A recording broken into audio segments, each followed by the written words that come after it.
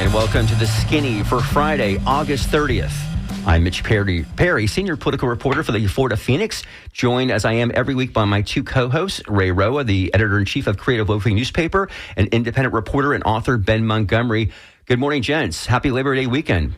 Happy Labor Day weekend to you, Mitch. All right. So before we talk about who's on the show today, a reminder that next week we'll be holding our third and final fundraising program for 2024. As most of you listeners know, this is a non-commercial public/community radio station that relies on listener support from you to keep us on the airwaves. So hopefully if you're a listener to this program, you enjoy The Skinny, you'll be tuning in next week and hopefully you can help us out with a financial contribution. So coming up later on the show, we're going to talk to two members from the International Democratic People's Uhuru movement, which has been based in St. Petersburg for decades. The three members of this group are facing very serious legal consequences. They've been accused in a federal indictment of taking part in a Russian scheme to sow discord in the U.S.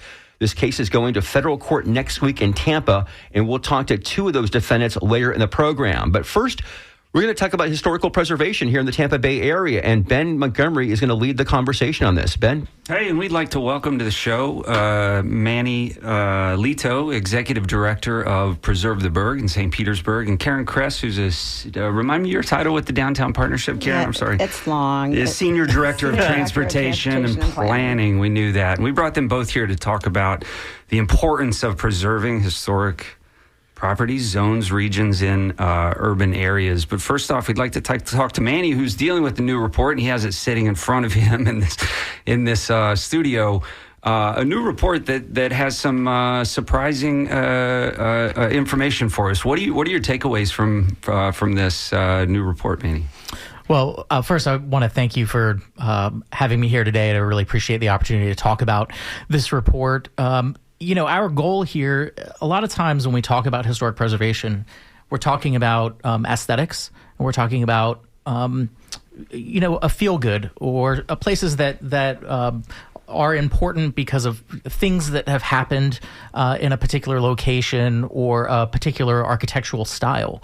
But what we wanted to do with this report was really put some numbers to historic preservation, because it's not just it's not just aesthetics, right? It's about economics. And so we know from this report and from many others, from decades of research, that historic properties, historic neighborhoods, historic main streets have a critical economic impact in their local communities. And so we wanted to look at that for St. Petersburg specifically. It had never been done before. So we looked at Central Avenue, and we looked at property values in historic districts versus non-historic districts. We surveyed the community, and we also looked at historic preservation as it relates to affordable housing, which is perhaps somewhat of a newer concept. But this idea of what we call naturally occurring affordable housing, the idea that there is housing in place that doesn't have to be, quote, designated historic, but just older housing stock is often more affordable and more attainable for residents. And the more of that we lose, that really compounds our affordability issues in the Tampa Bay area. So we want the new affordable housing. We want, that to be subsidized by the government, but you've got a segment of housing that is operating without government subsidy, and that is older and existing housing stock. Can you help us understand, first off, what it means when we talk about an historic property? What is that? What are the requirements of parameters that make something historic? Yeah, I mean, there are a variety of, as you said, parameters that would sort of constitute property being historic. And it can mean that it's representative of a particular style or a particular kind of architectural period, or it could be distinctive to a particular region, like when we think of like shotgun houses being so sort of specific to not just Ybor City maybe, but the American South, not a high style architecture, but certainly distinctive. So something that is, distinct in the way that it is built or by whom it's built. So a noted architect. It could also be important because of an event that occurred there. I always reference the Lorraine Motel in Memphis. Again, not particularly architecturally distinctive, but something critically important and tragic happened there, and so it is important to maintain this space and remember it. So an event that could have happened there, a particular style or associated with a particular era or period. There are some others, but that's generally the rule. And again, what this report does is it says, okay, all that stuff is very important. You want to see the layers of your history reflected in your community. You want to see the new stuff. You want to see the old stuff. You're thinking about going to Europe or cities in the Northeast. I mean, you can see these kinds of layers of many decades and decades of history. The other argument that we're making here in this report is all that's important, but you know what? So is the economics of it. Fantastic. So when we look at St. Petersburg, there has been a torrent of new construction lately. Currently, I think they're working on what will become the tallest building on the west coast of Florida. I can't remember the title, but built right there by the Old Times building, in fact, right close to Central Avenue. But I'm sure that's spreading into neighborhoods as well, where you see older homes being knocked down and newer homes being built on the same lot. It's the case in Tampa Heights, the case in Seminole Heights, a lot of these urban neighborhoods. Is the mission of Preserve the Burg to sort of put the brakes on that type of development where an historic home is knocked down and a new, much larger home is built in that spot? Well, we'd certainly encourage more thoughtful development. Yeah. Our job is not to stop development, but it's to encourage, again, more compatible development, more thoughtful developments, housing, commercial structures that fit more closely to the character of a particular neighborhood. We don't have an issue with high rises and condos and all that kind of stuff. There's a place for those things, usually in your central business district. It is kind of, again, maintaining the character of a particular neighborhood that's important. So, the tall buildings, fine, in the appropriate locations. And then let's look at what these other neighborhoods have been historically and how do we replicate, how do we build on those historic building patterns. The report suggests that while almost half, or for about 46% of St. Pete's buildings were constructed before 1960, there's only a small portion of those within the city's 10 local historic districts. Is it sort of in the plans to expand those historic districts, and what are those? Do you know off the top of your head what 10 districts we're talking about for those of us who know St. Pete? It's a quiz. It's a quiz on the carpet. Well, I can tell you that the majority of the historic districts, or let's say the land area that is governed by a local historic district in St. Petersburg, is in the Kenwood neighborhood. You have a couple of smaller districts in Old Northeast. In fact, a couple of districts that are really just one block in the Old Northeast. Roser Park is the city's first historic district. Yeah. You have a small bungalow court, which are these really cool, kind of forgotten neighborhood type where houses are built along a sort of a common path or a corridor, and they're all sort of facing this almost like an alleyway or walkway. There's several of them in St. Petersburg. There's a couple in Tampa, one in Hyde Park, actually. But anyway, in St. Petersburg, there's a neighborhood called Lang Court, and that is a local, has a local designation. So, I think that's one of the roles that Preserve the Burg plays is the city's comprehensive plan suggests that the city should pursue local designations for important structures and for important neighborhoods, and that they should endeavor to designate several, I believe it's 3 or some amount each year. But that hasn't really happened, and it hasn't really happened in over a decade. And so that is the role of an organization like Preserve the Burg, to sort of be that voice and be that that advocate that's kind of moving that conversation forward. And we encourage, neighborhoods and property owners to get in touch with us to assist them through that process. And that's one of the things that we do as a nonprofit. We will pay the city's application fee and help get historical designation. And guide you through a technical process. But it's always I don't want to say a battle, but it's always a conversation. I mean, there are strong voices, kind of pro and con, and it's important for us to be at the table and be part of that conversation. Let me ask a question, and that is, I remember this happened years ago in St. Pete before I lived there, which I do now, and that is some folks don't want, whether it's their property or near them, to be historic preservation. What's the criticism or why people do not want that to happen? Yeah. Well, often it's an argument about property rights, which we'll push back on, I would say. Being within a historic district really doesn't preclude you from using your building in a particular way or painting your building a particular color. It does, if you're in a local district, say that you cannot, without some difficulty, demolish this building. I think ideologically, the argument is, again, and what this report shows, is that there's an economic benefit to keeping these properties in place and keeping these neighborhoods in place. And so a couple of examples locally, I would say, what would Tampa be without Ybor City, which is both a local historic district, a national historic district, and I would offer, look at all of the economic growth that is going on in Ybor City, and then ask yourself if historic preservation has precluded that growth or undermined that growth, or has it helped it? And I would say in St. Petersburg, again, one of the things that our report talks about is Central Avenue.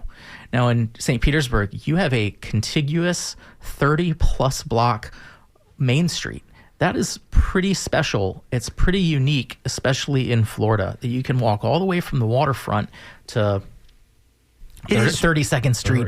It is really something. It is really something. If you've ever walked from the water to Grand Central District along Central Avenue in this day and age, now when I first moved here in 2005 or so, there were many buildings that, storefronts that were shuttered and so forth. But if you make that walk today, I don't think there's a single spot that doesn't have some kind of vibrant business inside. It's amazing. That's right. And so what we would argue, and I think what this report supports, is that Central Avenue is successful because of, and not in spite of, its historic buildings.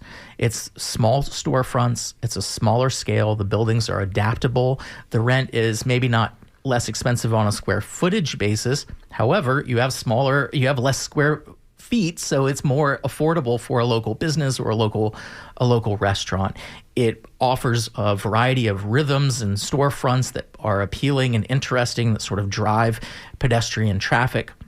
So often you find these local businesses, startups, are anchoring in historic buildings because they're more affordable. So that is an example of sort of the economic benefit of maintaining these historic structures in these historic districts. In Central Avenue, and I should know my own report better than I do, but a overwhelming majority of the buildings along Central Avenue were built prior to 1960. So you have a concentration of historic buildings running kind of this spine of St. Petersburg, and guess where everyone wants to be? On Central Avenue. Yeah. Guess where you want to bring your out-of-town guests? Sure. Central Avenue. But I guess the opponents of this would say, well, that's just a bunch of old stuff. We should tear it down. Well, they wanted to tear down the Tampa Theater, too. Yeah, it was a fourth. Can I ask a question about affordable housing? You kind of mentioned that. I want to see what that says about. Oh, by the way, can we report. just say, introduce our guests again? Yes. So we've got Manny Leto from the Preserve the Bird, and also Karen Kress from the Downtown Tampa Partnership. Go. Yeah, I was wondering, with the affordable housing piece, years ago, talking to Benjamin Kirby, then comms for former Mayor Rick Kreisman, he mentioned how St. Petersburg was one of the most engaged municipalities out there, and that's why it was just so active, so different from Tampa in that way sometimes. Two questions. It's still the case, and when it comes to affordable housing, which I hear a lot of people talking about in St. Pete, especially lately with the gas plant stuff, what role does historic preservation play in creating more affordable housing, and how can it do that? And what should people be thinking about or looking for as they try to advocate for both? Well, again, I think that whether a property is officially designated or whether it is just old, again, what the report talks about is the fact that there is a housing stock in St. Petersburg that is more affordable for renters and for owners. The cost of your housing expenses is less in these older homes. So every time you see one of these old, especially in St. Petersburg, one of these kind of walk-up apartment buildings that were built in the teens or 20s, probably was an old hotel or boarding house, and now it's rental properties. Now, the argument we get was, oh, well, it's expensive for what it is, or it's old and no one wants to live.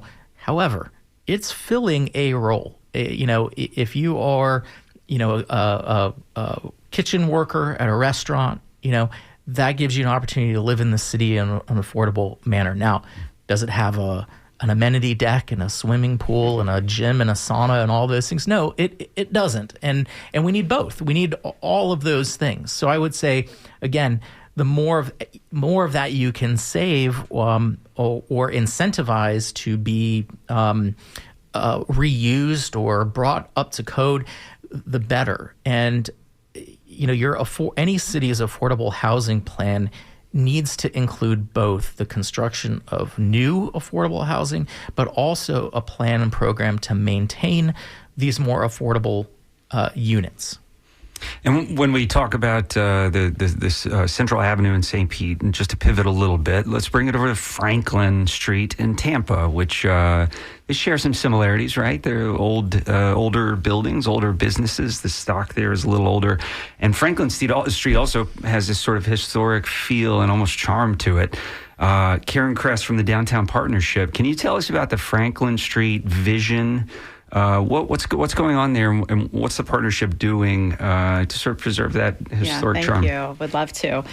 Although I could sit and listen to Manny talk all day. He's been really quite a mentor to me. Our organization is just about 40 years old, and we kind of keep our finger on the pulse of all aspects of what's happening in Tampa's downtown. But this is surprisingly and maybe a little embarrassing, the first time we've really tried to take somewhat of a lead on historic preservation.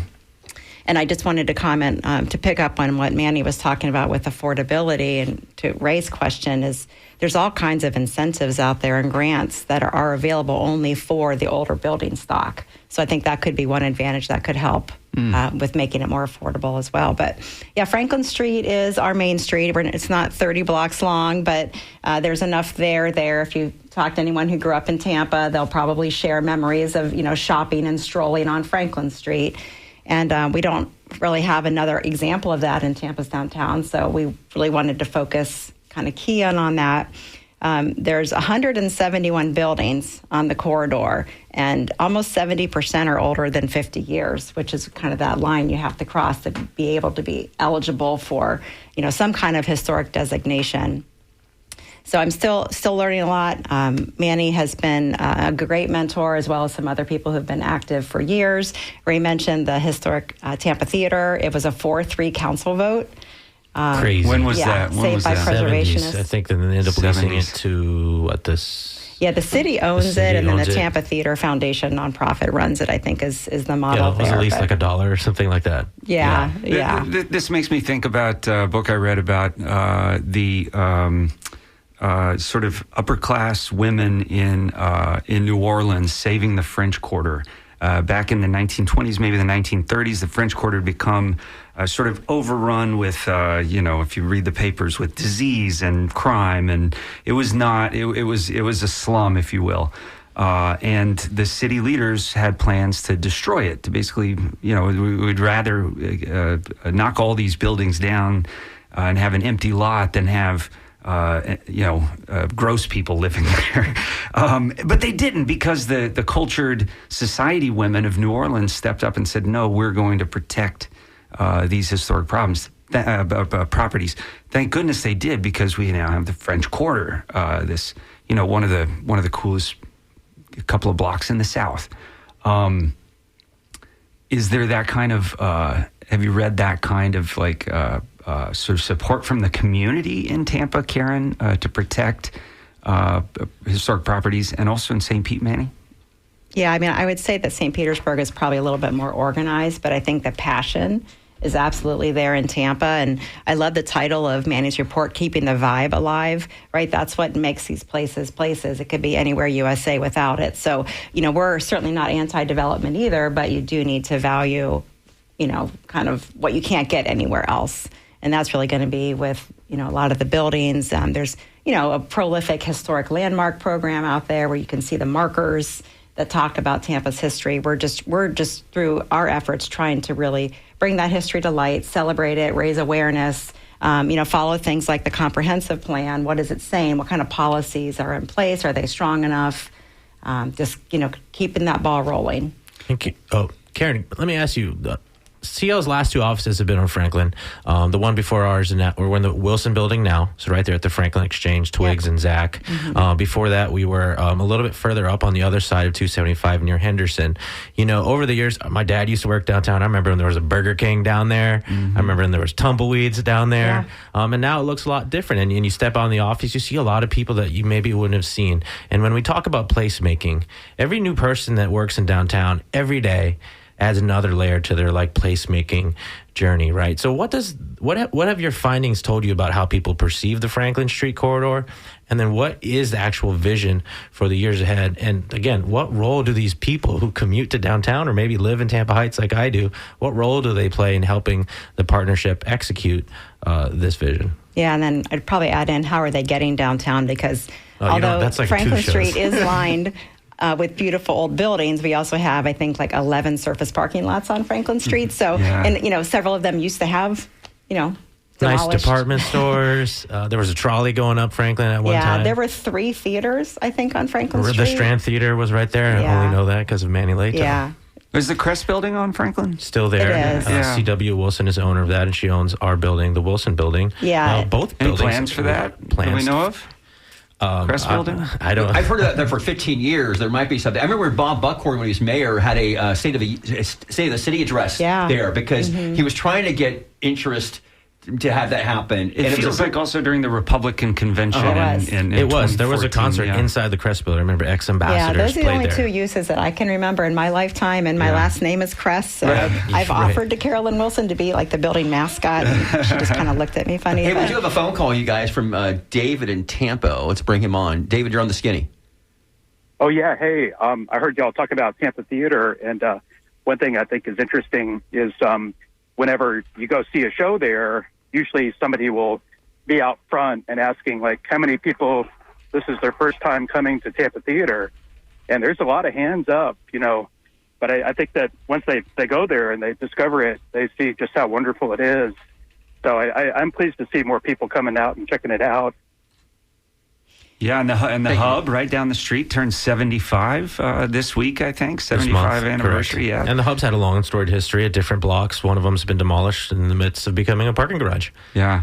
When you think of the corridor, when we're defining that, does it run all the way through sort of what I would consider north of 275, like the Tampa Heights area? Does it start to get in? Yes. Ray knows that area well from his previous office location. Yellow Brick Row, I think, is the colloquial name for that. Yeah, the Tampa Downtown Partnership has legally defined boundaries. We stretch up to Palm Avenue, where the Central City Y is and the Y development. So we looked at Franklin Street, basically the whole way to convention center area. Yeah, there's been a lot of effort to get business into that district north of 275 just in the past 10 years or so, and some have seemed to succeed there. I'm thinking of Hidden Springs Brewery. Springs does well. I mean, Cafe has been a stalwart of that through so many different generations, Oceanic. And but even also some of the lots stuff, of opportunity there. Correct. Yeah. Well, when the food hall was there and you saw how active it was, and I just wanted to pick up on the comment about the Tampa Theater and these spaces in general, and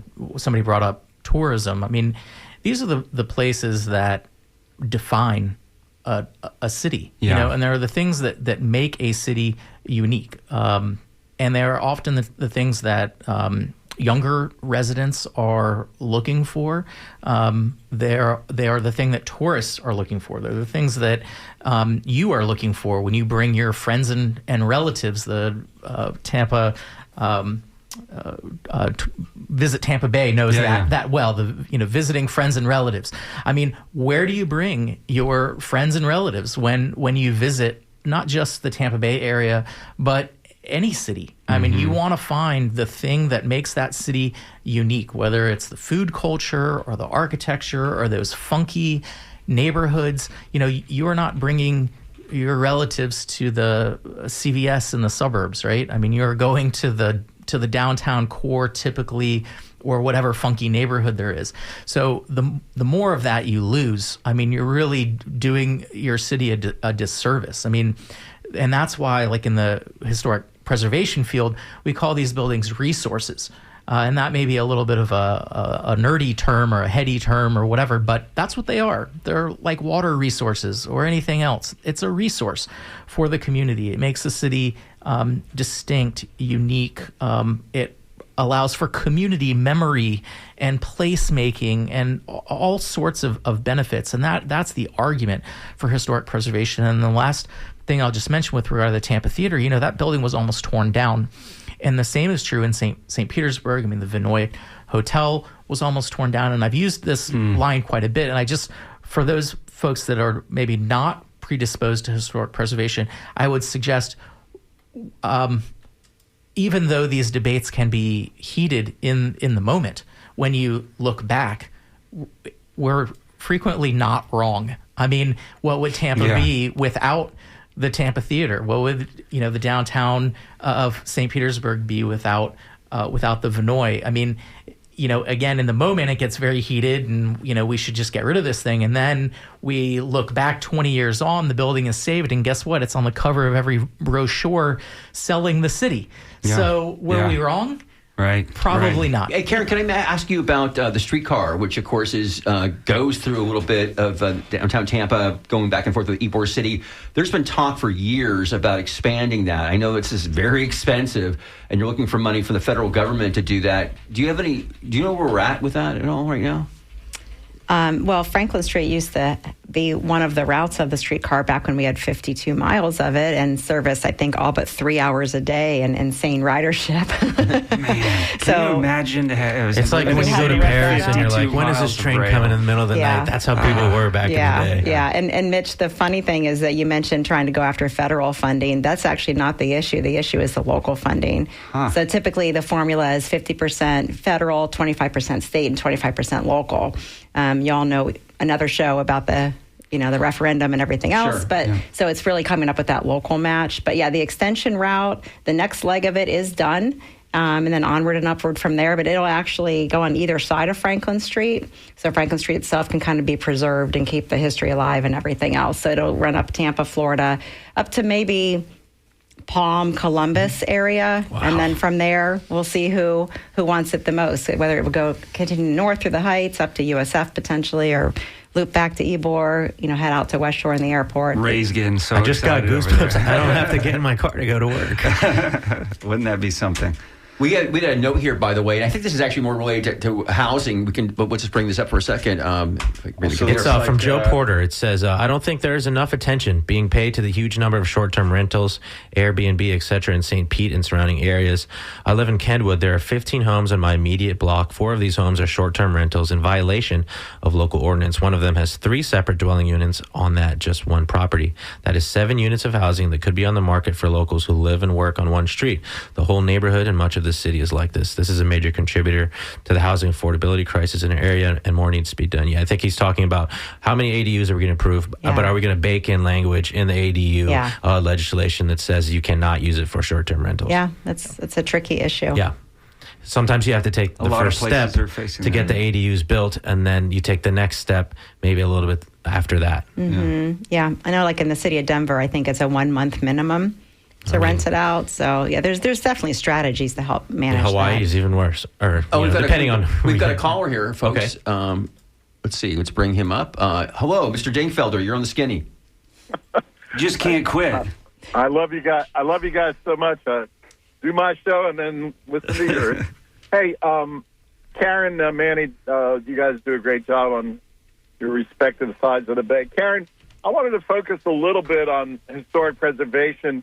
I think the city of Tampa, we do a good job in the historic districts in the Barrio, Ybor, Tampa Heights, Seminole Heights, Hyde Park, and there's really good, strong historic preservation. But at the end of the day, in the downtown area, Karen, where you work, tirelessly, there's really no historic preservation at all. I mean, I'm not blaming you, obviously, but we lost that First Watch building recently. I think at the end of the day, whoever wants to pay enough money can tear down pretty much any building downtown, and we really won't be left with any history downtown. Anyway, I'll hang up. I appreciate you guys. Karen, Manny, keep up the good work. Yeah, you're not wrong, and that's honestly one of the reasons why we wanted to try to get ahead of this a little bit more so we don't lose more beautiful buildings like that. I had been up on those upper floors that needed a lot of work, but man, what a loss. And then I guess the compromise was the new development will incorporate some of the aspects of the old facade into it, which, I mean, I guess that's better than nothing, but, and then, it's more luxury high-rise. And some of those arguments were the same as in the Tampa Theater area where they would say, some of these cracks we just can't fix. Mm-hmm. Yeah, it's hard. A lot of times when you read these reports, I mean, you can get a building report to say what say what you want to say. A lot of things. Sure. So it's a challenge. I mean, Tampa, especially in the downtown core, has lost a lot of its resources. I was thinking about this recently that, St. Petersburg has a contiguous waterfront, Main Street, Central Avenue, that runs from your waterfront, from Beach Drive, 30 blocks. Well, guess what other city has a main street that starts at their waterfront and runs for many, many blocks, and that's Tampa.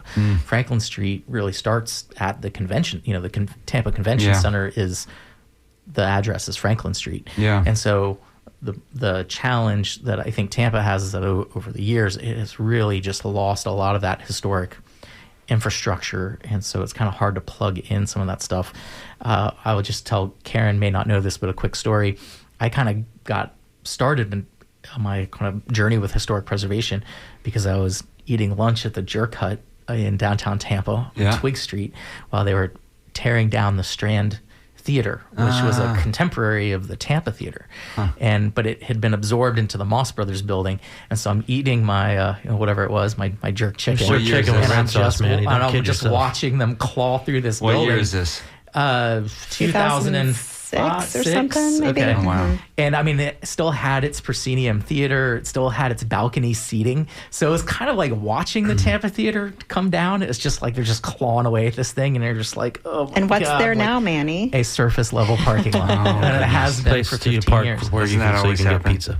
I worry really about all Kylie yours. Gardens. Let me just put that on the record. Oh gosh, that's another show too. Ever since MNF had to move a couple of years ago, and it turns out there were some flaws in the parking structure underneath Kylie Gardens, I started thinking, that's a big open patch of land that's going to be a building pretty soon. Any word on that? I think it's going to be a while. I think the repairs are a minimum of about $10 million and start, just to get people back on there in any kind of way. So how about bringing it back to its original form? I don't think anybody knows what kind of crepe myrtles they're supposed to put on there anymore. Well, I think we're going to pivot. Thank you so much to our guest, Karen Kress from the Tampa Downtown Partnership, Manny Leto at Timpeño, who's working hard for Preserve the Berg.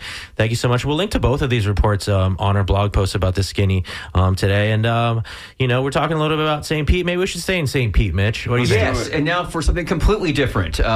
So beginning next Tuesday in the Middle District of Florida Federal Court in Tampa, 3 members of the Uhuru movement, Omali Yeshitela, Penny Hess, and Jesse Neville, will be facing charges filed by the U.S. Justice Department that they worked on behalf of the Russian government and with the Russian Federal Security Service, or FSB, the country's main security intelligence force, to influence U.S. politics, specifically race in St. Petersburg between 2014 and 2022. And this had happened where several members of the Uhurus had their homes raided early in the morning a couple of years ago. Now, many of our listeners, I guess I shouldn't say many of our listeners, maybe some of you know this, maybe some of you don't. The Uhurus have been in existence since the 1970s. They evolved out of the Black Power movement from the 60s, led by their chairman, Omali Yeshitela, very involved over the years in activities in St. Petersburg. In fact, they've had candidates run for local office over the years. Yeshitela himself ran for mayor in 2001, where he finished 5th out of 9 candidates. losing that to Rick Baker. They've been controversial over the years. In fact, they used to have their own radio show here on WMNF that ran for I'm not sure how many years. I know it ended, I think, in 2005.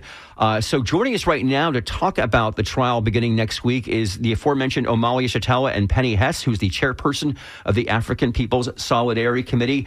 Good morning, Omali and Penny.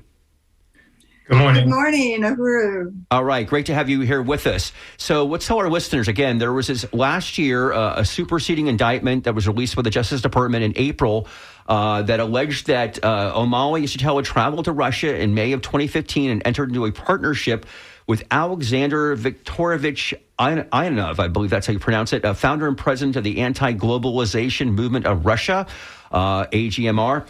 This organization is based in Moscow and funded by the Russian government, the indictment says, adding that Yeshitela formed the partnership knowing that Ivanov and AGMR were Russian agents. Before we get into that, just to mention this, but back in July 29 of 2022, you folks had your homes basically raided by the FBI and other law enforcement officers. Can you tell us where you were when that happened and just describe what happened that day? Yeah, thank you very much. This is Omali Yeshitela. I was in St. Louis, my wife and I. We have a home in St. Louis. And on July 29th, as you mentioned, at pre-dawn, 5 o'clock in the morning, we heard this noise outside the house declaring that the residents should come out with our hands up and our hands empty, that this was the FBI. And as that was being stated, also explosions began to go off throughout the neighborhood around the house, and we were to learn later in the back stairwell of the house. And I went downstairs, asked my wife to stay and call people and let them know we were under attack. But she was unable to do that because our phones had been jammed. So when I got downstairs, I opened the door to be greeted by armored personnel carriers with military forces, with assault weapons, with laser targeting devices that were hitting me in the chest as I came out. And when my wife, as she came out behind me, opened the door, and the drone flew in, almost hitting her in the face and going upstairs in the house. And when we got downstairs, I was told to put my hands behind my back. I was zip tied behind my back. My wife, when she came downstairs, she was handcuffed behind her back. They took our cell phones. They raided our homes. They had knocked down doors in the back of the house, knocked them open, broken windows, and they entered the house. They stole laptops, iPads, an array of anything that had the capacity for communication. And then I learned as we finally got them to talk to us that there was supposed to have been an indictment coming down later that morning in Tampa. And they said it was an indictment of a Russian national who, should he come to the United States, would probably be arrested. But my name was in the indictment. And they said they were serving a search warrant that they did not immediately allow me to see. We were finally able to leave the house because they didn't arrest us. They had just handcuffed us, stuck guns in our faces and things like that. We were able and suggested that we could sit on the curb. We were able to leave the house finally, and they stayed in the house. They occupied the house for I don't know how long. And across town on the south side of St. Louis, where the majority of the white people live, we have another office there, a solidarity office there. And they attacked that solidarity office. They used battering rams, knocked down doors. They went upstairs to the apartment upstairs. They held Jesse Neville and his wife, Amanda, at gunpoint. They took cell phones. They did a similar thing there. And then they went to the home of Penny Hess, where she lived with her roommate in South St. Louis. And they knocked down doors. They used battering rams, and they occupied all of these places from 6 to 8 hours at least. Then in St. Petersburg, Florida, they had gone to the home of Kile Anai and told her, well, they called her and told her that this is the St. Petersburg police. Your car is being broken into. Come outside and take a look at it. And she went outside. FBI agents swarmed from every place, took her cell phone, did similar treatment to her. And at my home in St. Pete, which was empty, I don't know, there's scores of FBI agents knocked down doors, went into the house. They stole all kinds of material. They came to the Uhuru house here in St. Petersburg. They knocked down every door. They broke into every door in the building. They took our radio station temporarily off the air. They went into our archives that we held materials from 40, 50 years of materials of our movement and struggles of people around the world. They took stuff from there. They took financial records, just an array of other kinds of materials. And like I said, up to this point, they have not arrested anybody. Right. It was 9 months later that they would indict somebody. And we were indicted 9 months after this. And as you mentioned, we were charged with being Russian agents, right? Effectively. So let's pick that from there. So let's talk about the logistics for next week's trial. The original indictment listed 3 Russians and 4 Americans, including another person associated with the Uhurus, Augustus C. Romaine Jr., also known as Ghazi Konzo. He left the Uhurus in 2018, started a group in Atlanta called the Black Hammer. Will he also be on trial with the Uhuru 3 next week?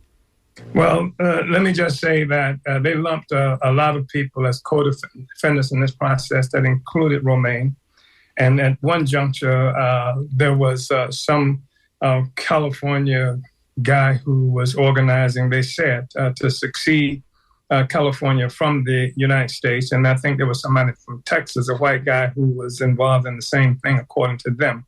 As it turned out, Kile, who was an unindicted co-conspirator, they did not indict her yet. And they did include Romaine into this indictment, and the other 2 white guys, as far as I know, they have not been indicted and are not included in this. But I want to say, Mr. Perry, that I invite people to go to Hands Off Uhuru. Hands Off Uhuru. It's really important because there website .org, and there you can see the indictment yourself. It's a dispassionate statement of things, and then you can see also the motion that we filed to dismiss these charges based on free speech. And there's the back and forth in terms of motions going back and forth between us and the state. Right. I think that's really important. We want people to be able to read a relatively dispassionate account of all of this based on what they say, what the law. Yeah, absolutely. And let me ask you this, because I know I attended the press conference you guys had on Wednesday, setting up, getting the local media attention about the fact this trial is beginning next week. And all of you, Penny, Molly, Jesse, you all talk about, you definitely are pleading innocent to this, and you're basing it on free speech and First Amendment rights here. If our listeners go and do read the indictment, the superseding indictment from the government, I know, are you disputing any, the actual events that happened in that they lay out? For example, they say that this man, Ionov, that he paid the Uhurus to conduct a 4-city protest tour supporting a, quote, petition on crime against African people in the U.S., things like that are listed in there as part of the reason why they say that that they're charging you with this. Do you dispute at least the allegations? Not so much that they were wrong or negative, but that those things actually happened. We are innocent. We are innocent. This is Penny, and these are completely bogus charges. This is a political attack on the organization of the African Liberation Movement that has members all over the world. And I think that I want to say this is extremely important case. It is precedent setting. It is not about violence or murder or drugs or fraud or anything but speech. There is nothing in the indictment about anything but speech. They say that suddenly in the year 2014, Chairman Omali Shatella came under the influence of became a Russian agent, they say. which is absurd. Chairman O'Malley Yeshitela has fought for the liberation of African people and built organizations and programs for economic and political power for the African working class for the last 60 years of his life. It is just absurd to say that suddenly he became a Russian agent in the year 10 years ago, in the year 2014. So That's absurd. It's also really important that our attorneys have told us that there are very few, if any, precedents for this kind of indictment that only involves speech. So it means that now the constitutional rights that people take for granted, that are supposedly granted in the First Amendment, will be forever changed. And it will mean that the government will have a precedent to attack or try anyone and try to criminalize anyone because of speech they do not like. Indeed. Yeah, let me say, Mr. Perry, that they have not charged us with anything that we have not been doing for the entirety of our existence as a movement. I know. You inferred some of that in terms of running for office. Right. I was in Spain in 2007 speaking to a non-governmental organization supported by the Spanish government and the United Nations, some forces from the United Nations. I spoke there. In that speech, I also criticized United States behavior in places like Venezuela, et cetera. So there's nothing new here. And so I just want to say that. And again, I really invite people to look at the documents, go to the documents, go to handsoffuhuru.org, read the indictment, read our responses to the indictment. And our intent, our hope is to be able to have this discussion. And by the way, Mr. Perry, we are not a Black nationalist organization. You will not find anything where we characterize ourselves as a Black nationalist organization. And the African People's Socialist Party is not known as NPDOM. I said nothing about racism in the press conference that we did the other day. And I'm saying this because people sometimes infer certain things about Black organizations, Black revolution, Black self-determination, anti-colonialism, infer certain things. And I think that's what the government is hoping, that people have these inference about Black people, about Russia, that will allow them to overlook the fact that there is no evidence to support the case that they're talking about. Well, I was going to say that actually, one of the things that says listed in the indictment that I know that your organization has talked about reparations for Africans for decades, right? For slavery in America, and in the indictment it talks about how there was an incident in 2017 where Mr. Ionov requested to speak with Jesse Neville when he was running for mayor of St. Pete in 2017 about reparations, as if they were. It almost indicates that they were like feeding that information to Mr. Neville, as in, you should talk about reparations here. This is something that will disrupt the system here. When in fact that is something that has been the Uhurus have talked about for a long time. But I want to move on here. We only have about 5 minutes left to go here. What's the motivator? What changed? And do you all have a sense of whether there's a particular agent in the government?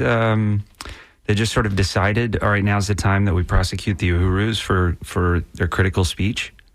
I do think that there's a certain crisis that's happening in this world.